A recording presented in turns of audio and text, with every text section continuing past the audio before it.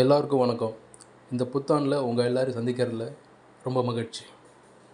வாழ்க்கையில் தேவை என்ன அப்படின்னு கேட்டிங்க அப்படின்னா, நிறைய பேர் சொல்லக்கூடியது பார்த்திங்க அப்படின்னா பணம், வீடு, வாகனம், இந்த மாதிரி ஒரு சில பேர் சாப்பாடு கூட சொல்லுவாங்க. ஏன்னா அது அவங்களோட தேவை. இந்த தேவைங்கிறது மாறுபட்டே இருக்கும். என்னோடய தேவை உங்கள் தேவையாக இருக்காது, உங்கள் தேவை என்னோடய தேவையாக இருக்காது. அது மாதிரி தான் அது. ஆனால் இந்த தேவை எல்லாத்துக்கும் அடிப்படை ஒன்று தான். அது பேர் தான் நிதானம். அதுவே பிரதானம். குறிப்பாக இன்றைக்கி தொழில் செய்கிற எல்லாருக்குமே இந்த நிதானம் தேவை. அதுவும் ஸ்டாக் மார்க்கெட்டில் இருக்கிற ஆட்கள் இன்றைக்கி 18 வயசுலேருந்து 80 வயசு வரைக்கும் எல்லா மக்களும் ஸ்டாக் மார்க்கெட்டில் இன்னொரு வருமானத்தை உருவாக்குறதுக்காக இல்லை அதுவே பிரதானமாக வச்சு செய்யக்கூடிய எல்லாருக்குமே இந்த நிதானம் தான் பிரதானம். அதுதான் மூலதனம். அது இல்லாமல் ஸ்டாக் மார்க்கெட்டில் ஜெயிக்கலாமா அப்படின்னா நிச்சயம் முடியாது. அது இருந்தால் மட்டும் ஜெயிச்சிடலாமா? நிச்சயம் முடியும். ஒரு பில்டிங்க்கு அஸ்திவாரம் எவ்வளோ முக்கியமோ அது மாதிரி தான் இந்த ஸ்டாக் மார்க்கெட்டுக்கு நிதானம் தான் முக்கியம். அதுதான் ஃபவுண்டேஷன். சரி, ஃபவுண்டேஷன் அப்படின்னு நிதானம் ரெடி. இப்போ அதுக்கு மேலே பில்டிங் அப்படிங்கிறது இந்த இடத்துல ஸ்டாக் மார்க்கெட்டை பற்றின அறிவு. ஸ்டாக் மார்க்கெட்டில் என்ன, அது எப்படி வேலை செய்யுது, அதில் என்ன ப்ராடக்ட் அவைலபிள், அது எப்போ வாங்கணும், எப்போ விற்கணும், எப்படி இந்த மார்க்கெட்டை ஹேண்டில் பண்ணணும் அப்படின்னு இந்த நுணுக்கங்கள் எல்லாத்தையும் தெரிஞ்சுக்கிறோம் பாருங்கள். அதுதான் அறிவு. அந்த அறிவு கிடைக்கும்போது ஆட்டோமேட்டிக்காக ஸ்டாக் மார்க்கெட்டை நம்ம ஈஸியாக கையாளலாம். ஸோ ஸ்டாக் மார்க்கெட்டில் அடிப்படையாக இருக்கக்கூடிய விஷயங்கள் என்ன? ஈக்விட்டி, டெரிவேட்டிவ்ஸ், கமாடிட்டிஸ், அப்புறம் கரன்சி மார்க்கெட் அப்படின்னு சொல்லக்கூடிய ஃபாரெக்ஸ், இன்றைக்கி கிரிப்டோ அப்படின்னு நிறைய மார்க்கெட்ஸ் இருக்குது. அதெல்லாம் நமக்கு தேவையில்லை. நாம் ஃபோக்கஸ் பண்ண போகிறது இந்தியன் மார்க்கெட். அதுவும் ஈக்விட்டி ஃபாலோடு பை டெரிவேட்டிவ்ஸ். அவ்வளோதான். இதை தெரிஞ்சால் போதும். இதில் சம்பாதிச்சாலே போதும். நம்மளோட அடிப்படை தேவைகளான எல்லாத்தையுமே நம்ம அச்சீவ் பண்ண முடியும். அடுத்தது ஈக்விட்டி அப்படிங்கிறது என்ன அப்படின்னா, சிம்பிளாக சொல்லணும்னா ஷேர் இல்லை ஸ்டாக். ஒரு கம்பெனியோட ஷேரு இல்லை ஸ்டாக் அப்படின்னு சொல்லலாம். இது நீங்கள் வாங்குறதுக்கு நம்ம தெரிஞ்சிக்க வேண்டிய விஷயங்கள் என்ன அப்படின்னா, பொதுவாக அந்த ஸ்டாக் இப்போது எந்த இடத்துல இருக்குது, அதாவது ஜோன் அப்படின்னு சொல்லுவாங்க. சப்ளை ஜோன் இல்லை டிமாண்ட் ஜோன், இந்த மாதிரி எந்த இடத்துல இருக்குன்றது தெரிஞ்சுக்கணும். இது அந்த ஸ்டாக்குக்கு ரொம்ப டிமாண்ட் இருந்தால் அது விலை அதிகமாக தான் இருக்கும். ஒரு எக்ஸாம்பிளுக்கு 100 பேர் இருக்காங்க வாங்குறதுக்கு அந்த ஸ்டாக்கை. ஆனால் சப்ளை கொடுக்கறதுக்கு, அதாவது செல்லர்ஸ் 10 பேர் தான் இருக்காங்க அப்படின்னா அந்த ஸ்டாக்கு நிச்சயம் விலை அதிகமாக தான் போயிட்டே இருக்கும். அதை நீங்கள் கொஞ்சம் நிதானமாக கொஞ்சம் வெயிட் பண்ணி கன்சிடர் பண்ணலாம். அது வரைக்கும், அதாவது அந்த செல்லர்ஸ் இன்னும் ஜாஸ்தி ஆகிற வரைக்கும் வெயிட் பண்ணி அந்த ஸ்டாக்கை கன்சிடர் பண்ணலாம். ஸோ இந்த டிமாண்ட் அண்ட் சப்ளை இது தெரிஞ்சுட்டு அந்த ஸ்டாக் மார்க்கெட்டில் கை வைக்கிறது ரொம்ப நல்லது. அதனால் ஒரு ஸ்டாக் சப்ளை ஜோன் இல்லை டிமாண்ட் ஜோனில் இருக்கா அப்படின்னு தெரிஞ்சுட்டு அந்த ஸ்டாக்கில் நாம் இன்வெஸ்ட் பண்ணுறது ரொம்ப கரெக்ட். அது தெரியாமல் அதை தொடக்கூடாது. இப்போ சப்ளை அண்ட் டிமாண்ட் அப்படின்றது ஒரு சின்ன எக்ஸாம்பிள் சொல்லலாம் அப்படின்னா, 20-25 years back IT industry boom ஆகிற நேரம், ஐடி அந்த கம்ப்யூட்டர் அந்த டெக்னிக்காலிட்டியை தெரிஞ்சவங்க ரொம்ப கம்மியான ஆட்கள். அவங்களுக்கு இங்கே இந்தியாவில் தரப்பட்ட சம்பளத்தை விட பல மடங்கு அதிகமாக கொடுத்து வெளிநாட்டுக்கு நிறைய பேர் போனாங்க. ஆனால் அது ஒரு காலகட்டத்தில் பார்த்திங்கன்னா நிறைய வேறு இண்டஸ்ட்ரி செக்டார்ஸில் இருந்தவங்களாம் கூட அவங்க கம்ப்யூட்டர் படித்து அவங்களும் தங்களை மாற்றிட்டு நிறைய பேர் வெளிநாட்டுக்கெலாம் போனாங்க, நல்லா சம்பாதிக்கிறாங்க.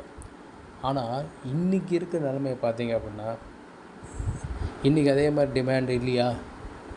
அப்போ அந்த சமயத்தில் அது இருந்தது பேர் டிமாண்டு. கம்பெனிங்களுக்கு ஆள் இல்லை, அதனால் நிறைய சம்பளம் கொடுத்தான், அதிகமான விலையில் எல்லாரையும் எடுத்தான். ஆனால் இன்றைக்கி நிறைய இடத்துல நம்ம கேள்விப்படுறது பார்த்திங்கன்னா மாஸ் லே ஆஃப், கொத்து ஆளை வெளில தள்ளுறாங்க. நிறைய நியூ ஏஜ் பிஸ்னஸ்லாம் வந்திருக்கு, அதெல்லாமும் ஃபெயிலியர் ஆகிட்டுருக்கு. என்ன ரீசன் அப்படின்னா, டிமாண்ட் இல்லையா அப்படின்னா, டிமாண்ட் இருக்குது, ஆனால் சப்ளை அதை விட அதிகமாக இருக்குது. ஸோ ஓவர் க்ரௌடிங் அப்படிங்கிற ஒரு வார்த்தை தான் இங்கே யூஸ் பண்ண வேணும். எங்கே பார்த்தாலும் கூட்டம் அதிகமாகிடுச்சுன்ற மாதிரி ஆயிடுச்சு அந்த இடத்துல. ஸோ ஐடி இண்டஸ்ட்ரியில் அந்த மாதிரி இருக்கிறதுனால சப்ளை அதிகமானதுனால டிமாண்டு உங்களுக்கு கம்மியாகிடுச்சு. அதே வேலை செய்கிறதுக்கு இப்போ 1,00,000 கொடுக்குறாங்க அப்படின்னா, அதே வேலையை செய்கிறதுக்கு 70,000 80,000 ஆள் கிடைக்குது கம்பெனிக்கு. ஸோ இந்த மாதிரி சப்ளை அண்ட் டிமாண்டை தெரிஞ்சுட்டு நம்ம ஒரு ஸ்டாக்கில் வாங்கணும். இதை தெரிஞ்சுக்கிறதுக்கு அந்த ஃபண்டமெண்டல் அண்ட் டெக்னிக்கல் பேராமீட்டர்ஸ்லாம் இருக்குது ஒரு ஸ்டாக்கில். அதை அனலைஸ் பண்ணும்போது அது சப்ளை ஜோனில் இருக்கா, டிமாண்ட் ஜோனில் இருக்கா அப்படிங்கிறத நாம் ஈஸியாக கண்டுபிடிச்சிடலாம். அதே மாதிரி ஒரு ஸ்டாக் நீங்கள் வாங்கிட்டீங்க, வாங்கினதுக்கப்புறம் அந்த ஸ்டாக் வந்து அங்கேருந்து ஏறிச்சு, லாபம் கொடுக்குது அப்படின்னா அதை விற்றுட்டு வெளியில் வந்துடுவீங்க லாபத்தோடு. சப்போஸ் அந்த ஸ்டாக் வந்து திரும்ப இறங்குது அப்படின்னு வச்சுக்குவோம். அப்போ ஈக்விட்டி பொறுத்த வரைக்கும் அந்த ஸ்டாக் இறங்கிடுச்சுன்னா ஒன்று நாம் வெயிட் பண்ணணும், வெயிட் பண்ணி திரும்பவும் அது வந்து பவுன்ஸ் ஆகி நம்ம வாங்கின வேலை அதுக்கப்புறம் அதுலேருந்து மேலே ப்ராஃபிட்டை நோக்கி போகிற வரைக்கும் வெயிட் பண்ணணும். வாங்கி விற்க தான் நம்மளால் முடியும் ஈக்விட்டியை பொறுத்த வரைக்கும். ஆனால் டெரிவேட்டிவ்ஸ் அப்படின்ற ஒரு கான்செப்ட், ஏற்கனவே டெரிவேட்டிவ்ஸ் அப்படின்னு சொன்னேன். அந்த டெரிவேட்டிவ்ஸில் பார்த்தீங்க அப்படின்னா நீங்கள் வாங்கியும் விற்கலாம், விற்றுட்டும் வாங்கிக்கலாம். இந்த சொல்லுவாங்க இல்லையா, போத்திட்டு படுக்கலாம், படுத்துட்டும் போத்திக்கலான்ற மாதிரி தான். அப்படி விற்றுட்டு வாங்கும்போது அதையே வந்து என்ன பண்ணுவாங்க, இந்த ப்ரோ ட்ரேடர்ஸ்னு சொல்லக்கூடிய பிக் மணி அப்படின்னு சொல்லுவாங்க, பெரிய பெரிய ட்ரேடர்ஸ், அவங்களாம் என்ன பண்ணுவாங்க அப்படின்னா, இந்த மேலே ஏறிச்சுன்னா ரைட்டு லாபம், சப்போஸ் நம்ம வாங்கின ஸ்டாக் கீழே இறங்கிடுச்சு அப்படின்னா என்ன பண்ணுவாங்க அப்படின்னா, இந்த டெரிவேட்டிவ்ஸை வச்சு அதை ஹெட்ஜ் பண்ணுவாங்க. ஹெட்ஜ் பண்ணி அந்த ஸ்டாக்கில் வரக்கூடிய நஷ்டத்தை கவர் பண்ணுவாங்க. அதனால் அவங்களுக்கு நஷ்டம் அப்படிங்கிறது வரவே வராது. அவங்களுக்கு பெரிய நஷ்டம் அப்படிங்கிறது வாய்ப்பே இருக்காது. 95% அவங்க லாபம் பண்ணுவாங்க. ஏதாவது ரொம்ப ரேர் கேஸ், ஏதாவது மிட் கேப் ஸ்மால் கேப் மாதிரி ஒரு இதில் வந்து மாட்டினாங்கன்னா தான் உண்டு. லார்ஜ் கேப்பில் அவங்க இது மாதிரி மாட்டுறதுக்கான வாய்ப்பே இருக்காது. 95% அது மாதிரி இருக்க வாய்ப்பு இருக்காது. அதனால் அதை நம்ம தெரிஞ்சுக்கணும். இந்த பிக் மணி என்ன பண்ணுறாங்க அப்படிங்கிறது தெரிஞ்சுக்கணும். இந்த பிக் மணி யார் அப்படின்னு பார்த்தீங்க அப்படின்னா, இன்ஸ்டிடியூஷன் இன்வெஸ்டர்ஸ் தான். FII/DIன்னு சொல்லக்கூடிய ஃபாரின் இன்ஸ்டிடியூஷன் இன்வெஸ்டர்ஸ், இல்லை ஃபாரின் போர்ட்ஃபோலியோ இன்வெஸ்டர்ஸ், அதே மாதிரி டொமஸ்டிக் இன்ஸ்டிடியூஷன் இன்வெஸ்டர்ஸ் அப்படிலாம் சொல்லுவாங்க. ஸோ இவங்க எப்படின்னா, இவங்களுக்கு ஒரு எக்ஸாம்பிள் சொல்கிற பாருங்க, நாம் யார் இவங்க யார், நம்ம ஒரு சின்ன எக்ஸாம்பிள் வச்சு தெரிஞ்சுக்கலாம். எப்படின்னா, இந்த கரும்பு பொழிகிற மிஷின் பார்த்துருப்பீங்க. அதில் வந்து பார்த்திங்கன்னா மேலே ஒரு ராட்டின மாதிரி இருக்கும், கீழே ஒன்று இருக்கும். சென்டரில் தான் கரும்பை விடுவாங்க, கரெக்டாக? இந்த மேலே இருக்கிற ராட்டினம் FII, கீழே இருக்க DI. இதுக்கு ரெண்டுக்கு நடுவில் போய் சிக்கிறான் பாருங்கள் கரும்பு, அவன் தான் ரீட்டெயிலர். சக்கை புழிஞ்சு ஜூஸ் எடுத்துருவான். நம்மளை மார்க்கெட் மேலே போகிற மாதிரி இருக்கும், ஆனால் அடிச்சு கீழே தள்ளுவான். அங்கேருந்து கீழே போகிற மாதிரி இருக்கும், ஆனால் அங்கேயே மேலே தூக்குவான். நமக்கு எங்கே ஏதுன்னே புரியாது. ஸோ அதெல்லாம் புரிஞ்சு செயல்படணுன்னா அவங்கள மாதிரியே நம்ம மாறணும். இந்த ஸ்டாக் மார்க்கெட்டில் நாம் அவங்கள மாதிரி அவங்க கூட சேர்ந்து ட்ராவல் பண்ணோம் அப்படின்னா, அந்த ஜூஸ் வருது பாருங்கள் கரும்பு ஜூஸு, அதை நாம் குடிக்கலாம். இல்லை அப்படின்னா சக்கையாக மாறிடுவோம். ஸோ ஃபர்தராக வரக்கூடிய வீடியோஸில் நாம் என்ன தெரிஞ்சுக்கலாம் அப்படின்னா, equities, so supply and demand ஜோனை அனலைஸ் பண்ண ஸ்டாக்ஸை வாங்கிட்டோம்.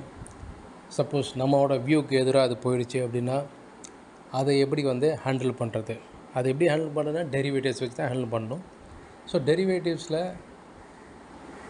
Index futures, options, stock futures and options, இதெல்லாம் தெரிஞ்சுக்கலாம்.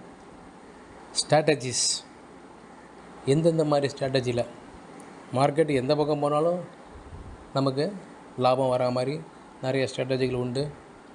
அதே மாதிரி நஷ்டத்தை கம்மி பண்ணக்கூடிய ஹெட்ஜிங் அப்படிங்கிற ஒரு பெரிய கான்செப்டையும் பார்க்கலாம். ஸோ இந்த பதிவு உங்கள் எல்லாருக்கும் யூஸ்ஃபுல்லாக இருந்ததுன்னு நம்புகிறேன். ஃபர்தராக வரக்கூடிய வீடியோஸில் இன்னும் நிறைய தகவலோடு நம்ம தொடர்ந்து பார்ப்போம். நன்றி, வணக்கம்.